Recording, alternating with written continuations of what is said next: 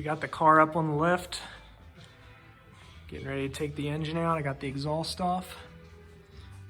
The exhaust was super easy to take off because I replaced it maybe like 2 years ago, and I anti-seized all the bolts. In the middle of taking this shifter linkage off, I'll have to disconnect it from inside the car to drop it out.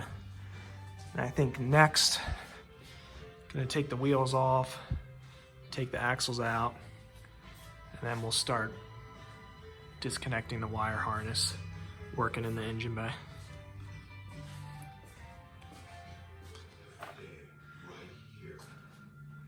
Got the shifter linkage out, just dropped it out at the bottom.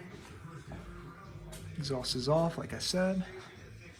So time to lower the lift a little bit, lower the car a little bit. Start taking the axles off.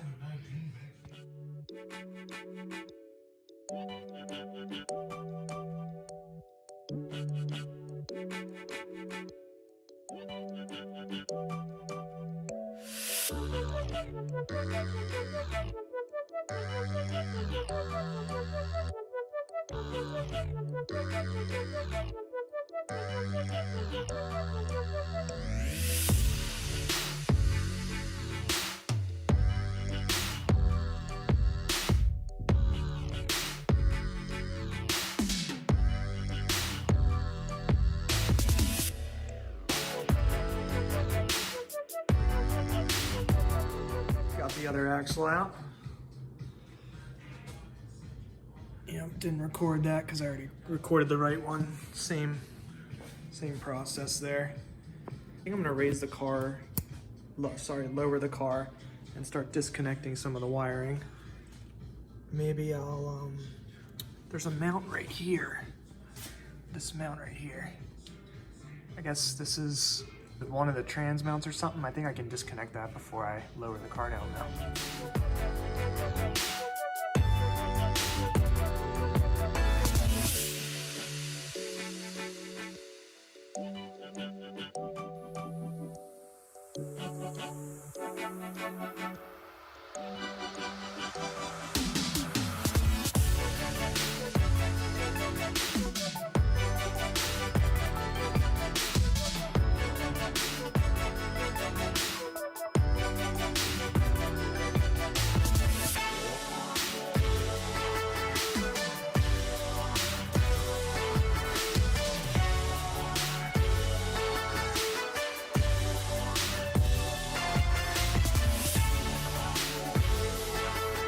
I think we got all the mounts from under here out. This is all unbolted.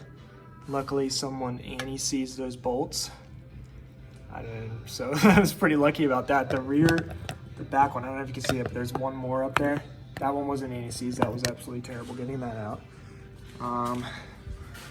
The mount that was over here is out. Those were anti-seized too, which is awesome. And then this right here, took that off.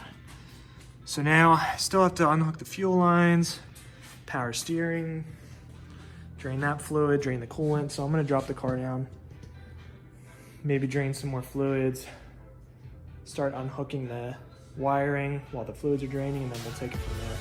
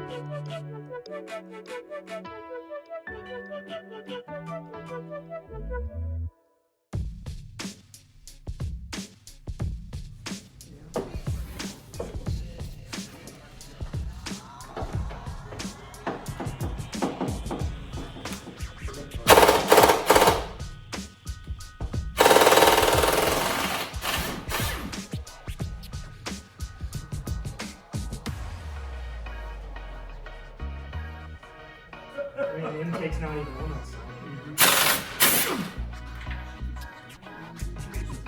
Just drop right down there.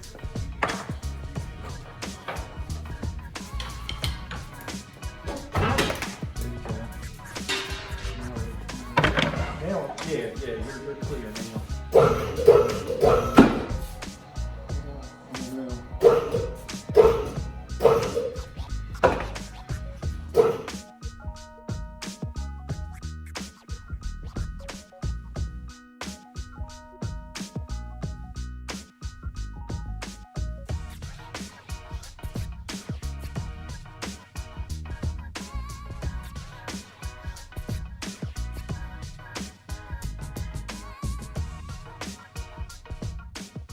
Quick update here. I got a little carried away and I forgot to record a lot of this stuff, but I took off the factory engine mount on this side of the car, passenger side of the car, and I drilled the holes and bolted on this Hassport mount.